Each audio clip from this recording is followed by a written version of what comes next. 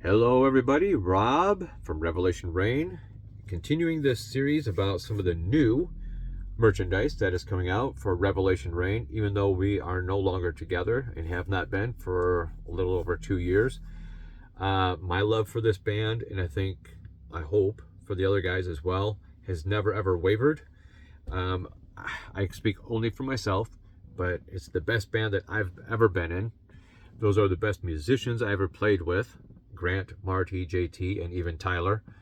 It was a great time. We did a lot. We accomplished a lot in the short time that we were together. And I want to keep that memory, the memory of the band, alive, because I think we made some great music. We played some great shows. And, that's why there's a YouTube channel and a Facebook page. You can visit both of those. And that's why I'm putting out as much of this new merchandise as I can, because I want to keep the memory alive, not just for all of you, but for us, the band, and for myself as well. Because like I said, I love this band. I think that it's unfortunate that the band broke up. I think that we had a lot more to say, a lot more to do. I wish we would have been able to do the third album that we were planning to do, but it just didn't work out for whatever reason. But that's okay. Maybe someday in the future we'll be able to do that. So anyway, today I'm talking about this here. And I'm trying not to lose my spot in these pages, so here we go. This is a book on the history of Revelation Rain. Revelation Rain, History in the Making. And it details every step of the way, everything that happened in the band, the disagreements, the chaos, the breakups, the getting back together, JT having to leave, bringing Tyler in, how that fell apart, right up to when Grant and I reformed the band and didn't have a full lineup, so we had two guys just step in and fill in. Even documented the I call it the fake lineup that I put together at a certain point once everything fell apart. It's all here, it's all chronicled, and it's beautifully done through KDP, if you know, or KPD rather, KDP, Kindle Direct Publishing. So you can find it right on Amazon. I did it through them. The formatting didn't turn out like I had hoped, so it does look a little bit jank in some spots, but on the whole, it turned out really well. A lot of text, so you got a lot to read, and a ton of pictures, such as, I'm going to show you, these pictures turned out great. Here we are.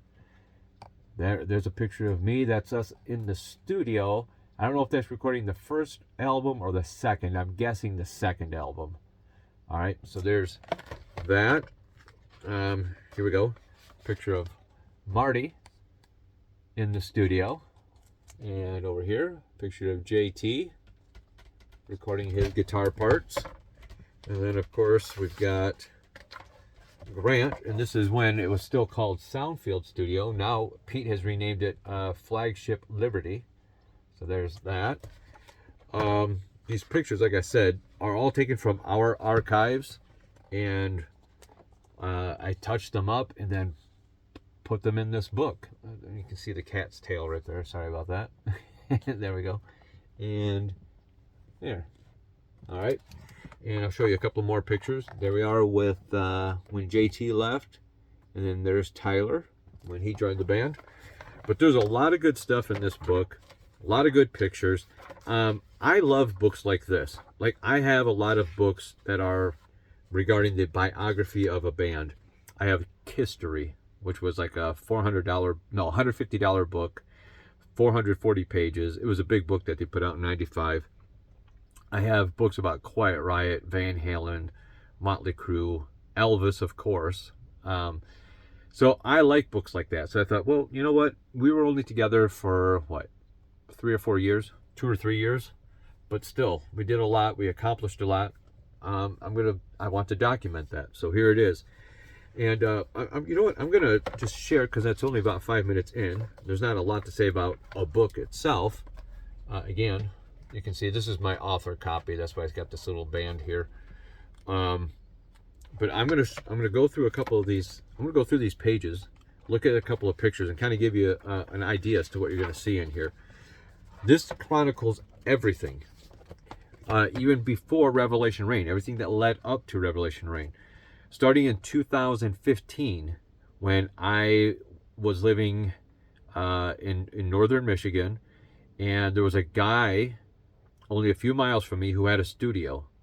And I contacted him and I said, hey, I'd like to come in and record 4 or 5 demos. I just want to get my song ideas on tape, CD, whatever. And so here's a picture of me in the studio, at his studio, recording.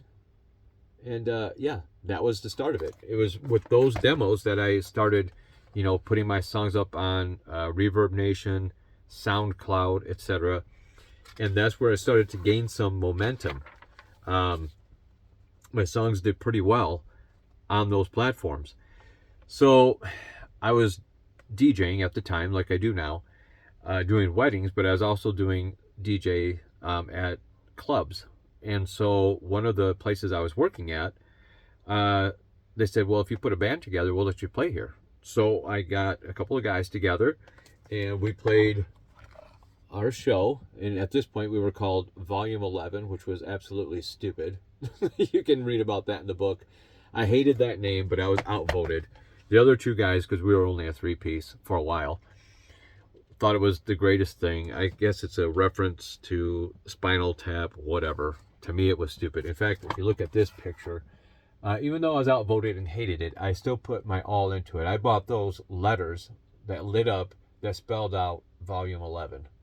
And that's a show that we played at a bowling alley that actually went really well. It was a really nice facility. So that's the start of Revelation. Well, prior to Revelation Rain. That band would eventually break up. The bass player and I were still friends. So he talked me into going to Grand Rapids to audition this drummer. And that turned out to be Grant. And that started this whole thing, really. But it still wasn't Revelation Rain. It was a band that we put together called Last Asylum. We found a lead guitarist, so there was 4 of us. We were doing mostly covers and then a few of my originals. And that's us right there. Last Asylum. I didn't really care for that band because it didn't look like a band. I'm the only one that's actually dressed up to look like anything. And it's just, there was no image, there was no stage show, and what I hated the most is we were doing mostly covers. I wanted to do all originals, but I was outvoted. I should say Grant and I wanted to do all originals, but we were outvoted. And you say, well, there's 4 people, you got 2 and 2. Well, you can't make the other 2 do it if they don't want to, so we just stuck with the status quo. But we were called Last Asylum. Here's a show that we did. Well, there we are standing in front of our banner. But here we are on stage. We played a show at this Battle of the Bands in Manistee at the casino. I think it's like Turtle Creek or Little River. I don't remember which. But we did that band for a while. That band eventually broke up. And then I kind of went solo. I wasn't doing live shows. But again, I put my songs up on Reverb Nation. That was the key. I put my songs up on Reverb Nation. They took off like crazy. There you go. Reverb Nation, number 1, number 32, number 45. That's globally.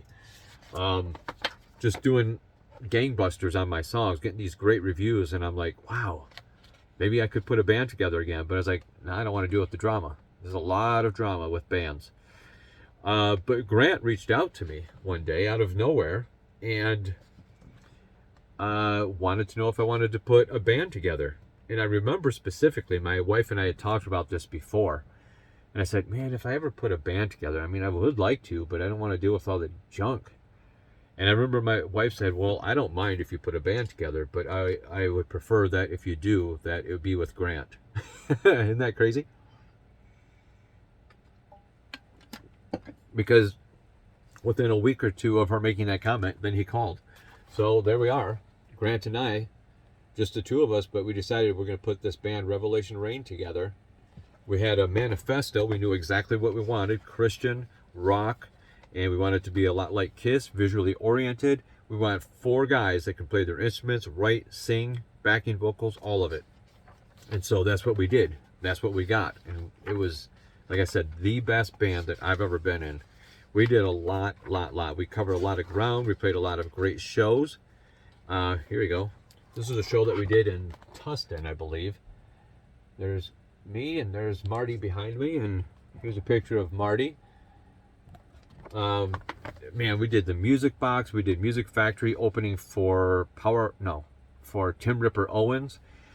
Man, we played a lot of places. We were going all over the place. Here's a couple more photos from that show in Tustin. There I am. This is during the rehearsal. That's why I'm wearing regular street clothes. Grant, who was, as you can see, we were under a tent, but it didn't quite cover Grant.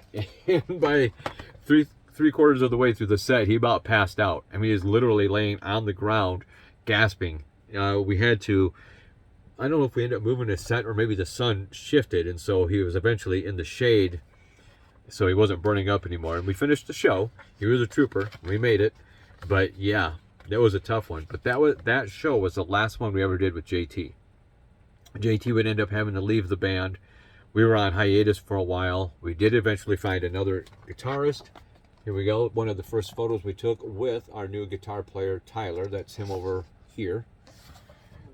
And we did a number of shows with Tyler. One of the best ones that we did are the ones that we did at the Blind Pig.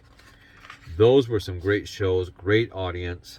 Here we are. I don't know if you can see it real well, but that's us at the Blind Pig. We hired a photographer to take professional photos for us. So there he is behind us, so you can look out, see the audience.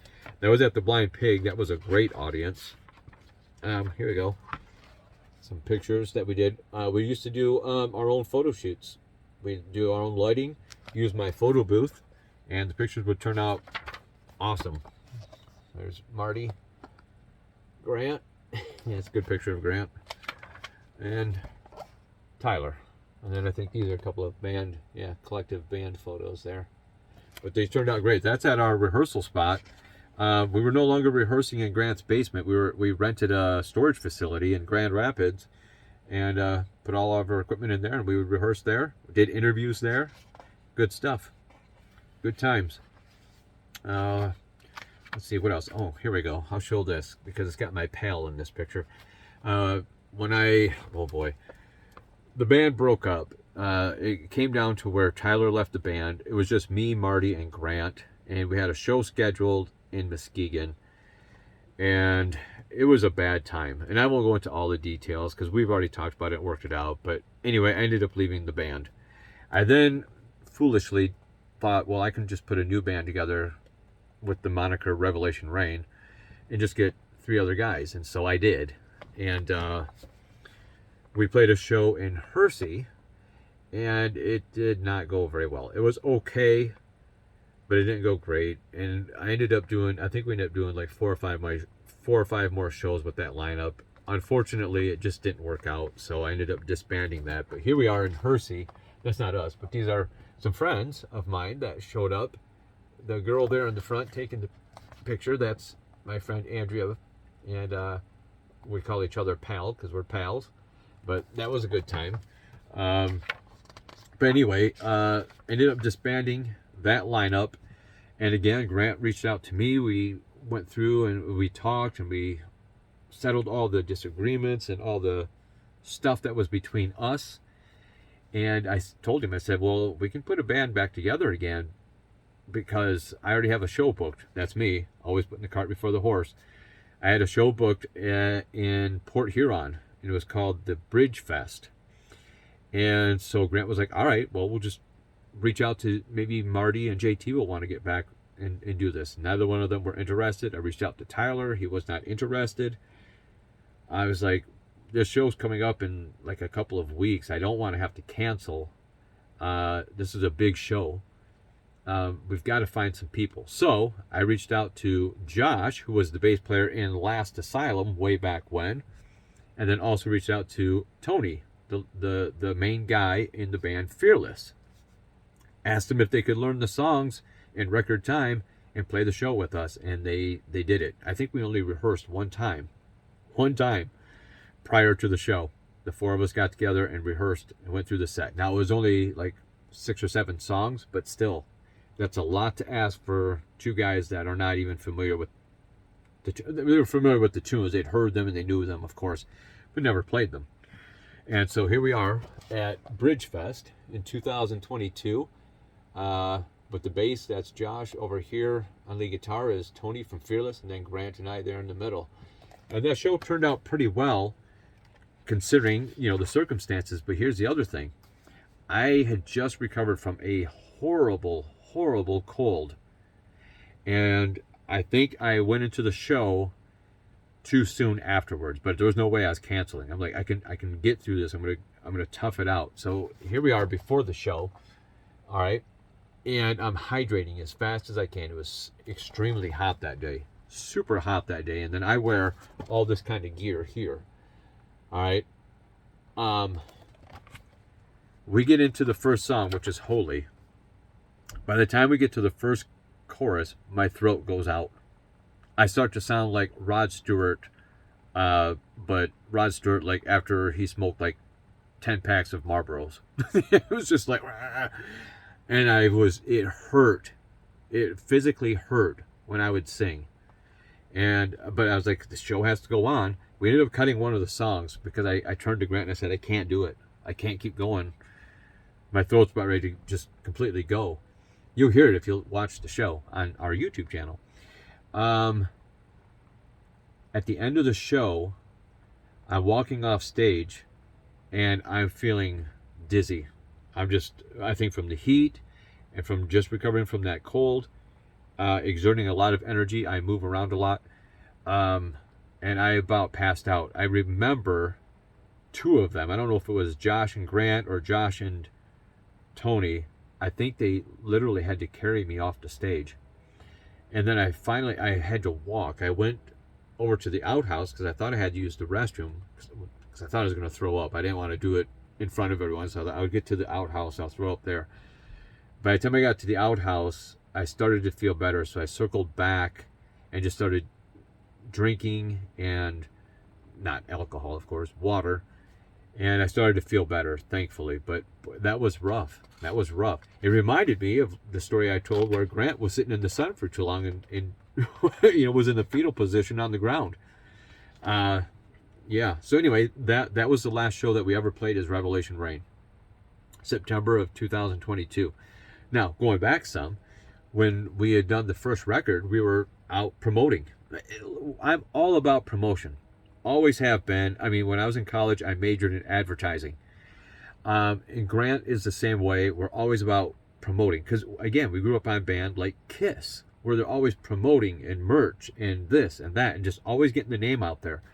So we would do anything and everything to get our name out there.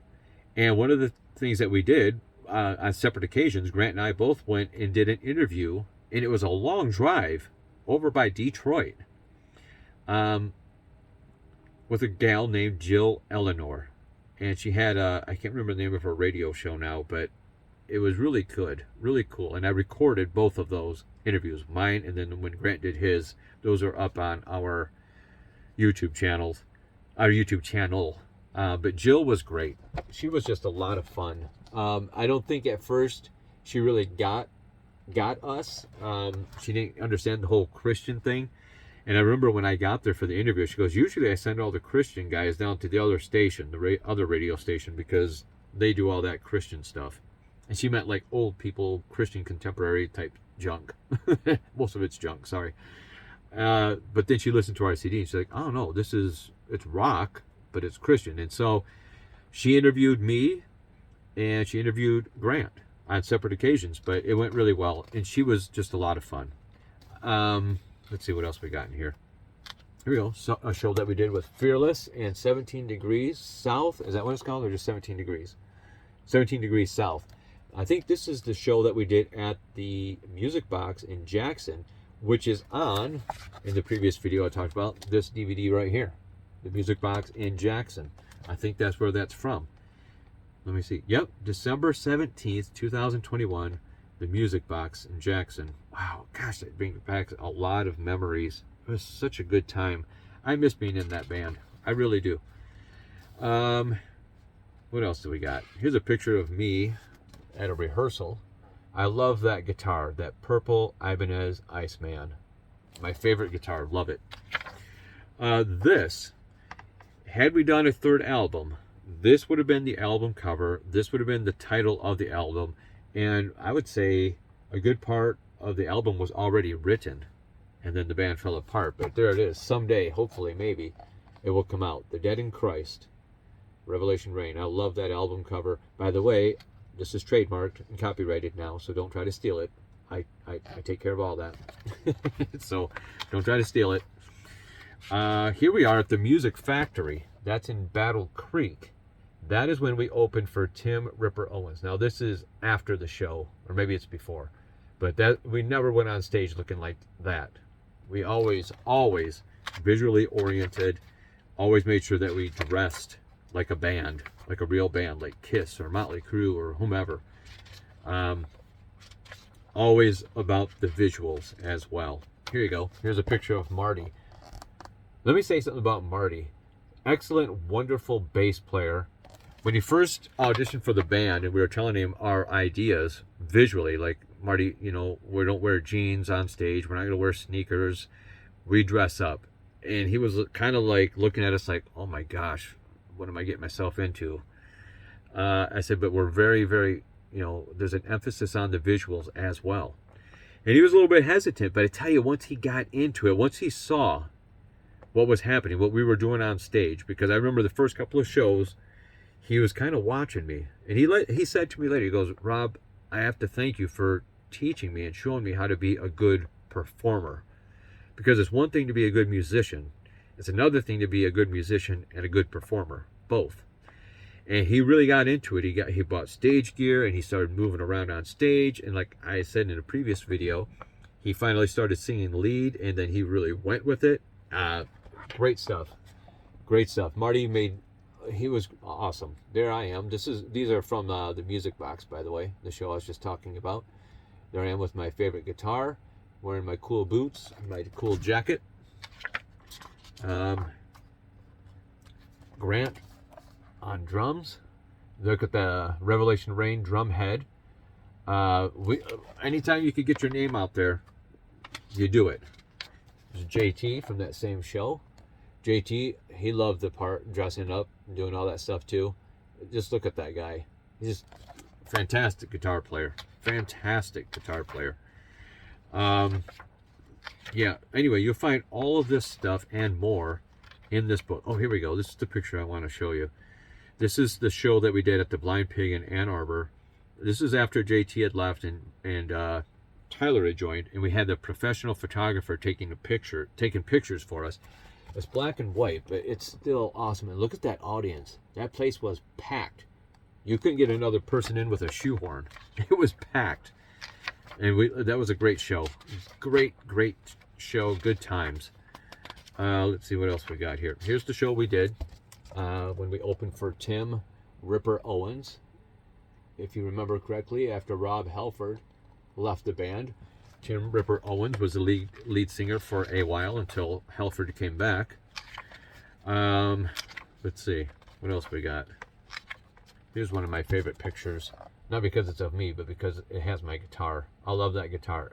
If it was just a picture of the guitar, I'd still show it to you. But that was a good show, too. Oh, here we go. This is what I was saying before. Dr. A.J. Shaw. There it is. There's the ad we made for that show. We broke records for that guy on his live stream. It was great. Let's see. What else we got in here? Here's a show that we did at Unruly Brewing in Muskegon. And it wasn't really a show. I think we did 2 or 3 songs. It was kind of a show, not really a showcase. I think what it was is it was kind of like a open mic type thing. You know, bands you had to schedule. You couldn't just show up. You had to be scheduled. And then you'd show up on your appointed night, and at your appointed time, you'd go up on stage and play a few songs. We went over like gangbusters, and I'm not just saying that. It's the truth.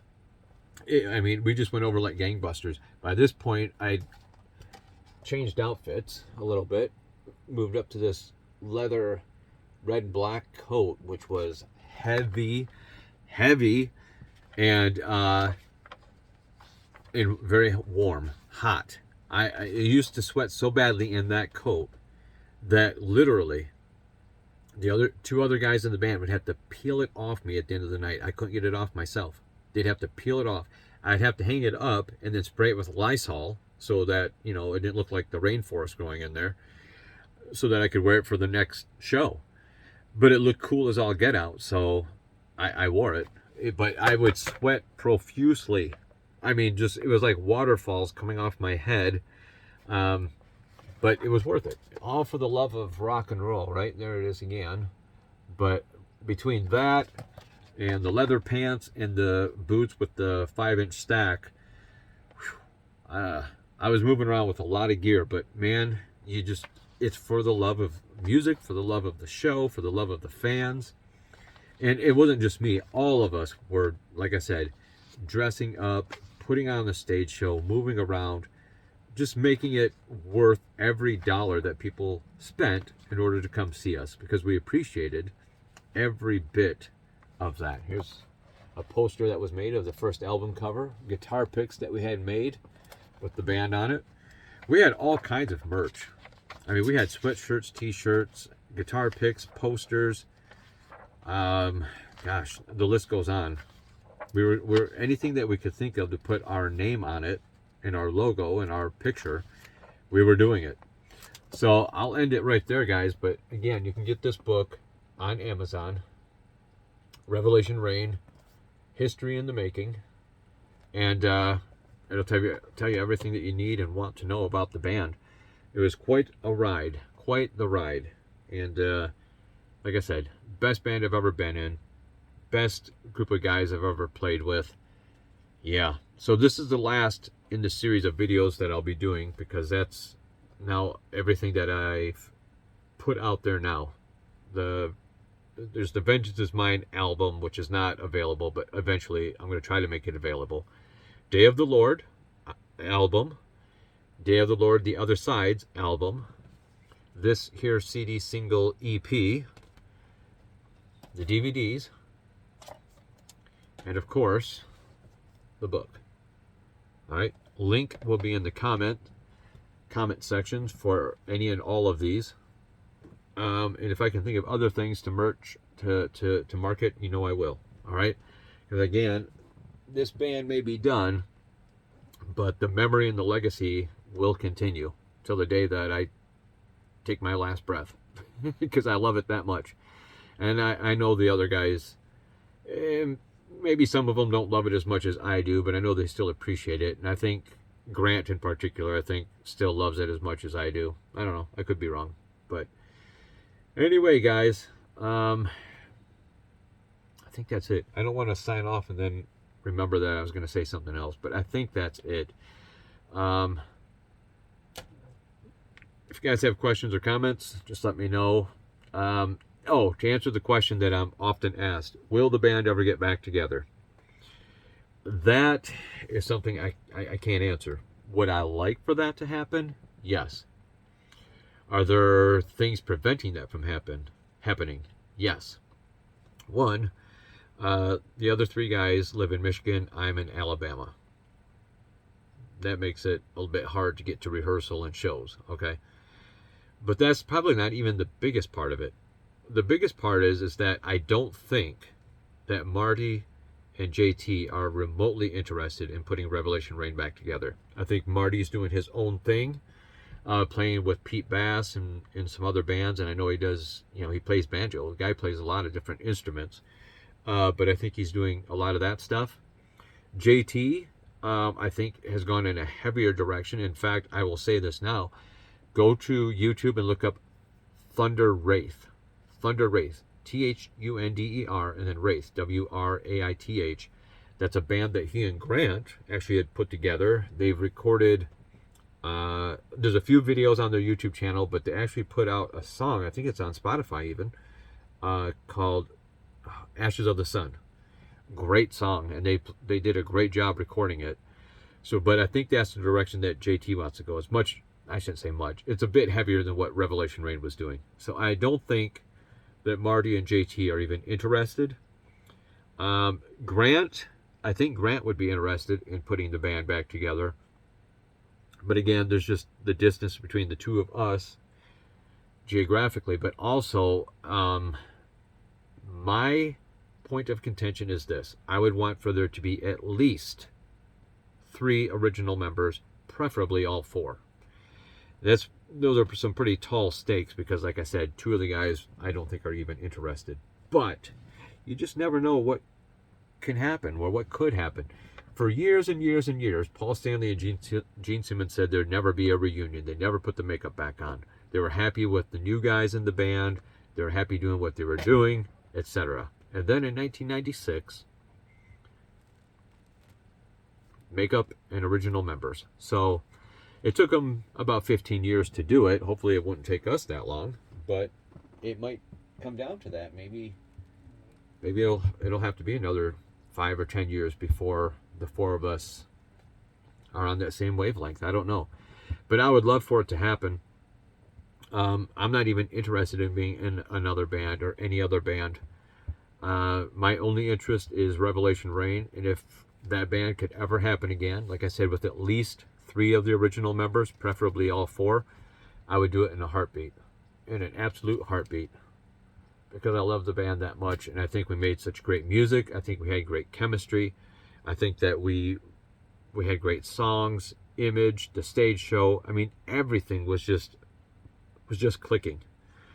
But unfortunately, there's a lot of tension and egos, and there's probably some hard feelings on some people on their behalf, not mine, but maybe other people. And I think there's just a lack of interest on some of the band members as well. However, I wish I could speak to all 3 of them and let them know just how well received we still are. Like I said, I get inquiries about, are you getting back together? Are you guys going to play any shows? Is there going to be another record? These things here that have been coming out have sold pretty darn well for a band that's inactive. So that stuff's moving, which is nice because I put a lot of work into that. So it's nice to see that pay off. I think if the other guys realize just how much of a demand there is for Revelation Reign, maybe the possibility would be there. Maybe it could happen. Maybe someday it still will. I hope so, because there's still that 3rd album. Even if we just got together for long enough to do 1 more album and 1 more tour behind it, and at the end of that tour, record those shows and put out a live album, and then say, okay, if that's it, that's it. I mean, if they want to keep going, I'd keep going. But if even that's all we ever did, I would do it in a heartbeat. 1 more record, 1 more tour, and a live album. Live album and live DVD. That's what I would like to do, if it could happen. But anyway, guys, we'll see. You never know. Stranger things have happened, right? I mean, Kiss, they got back together. The Eagles got back together. Nobody thought that would ever happen. So there we go. You guys take care, and God bless.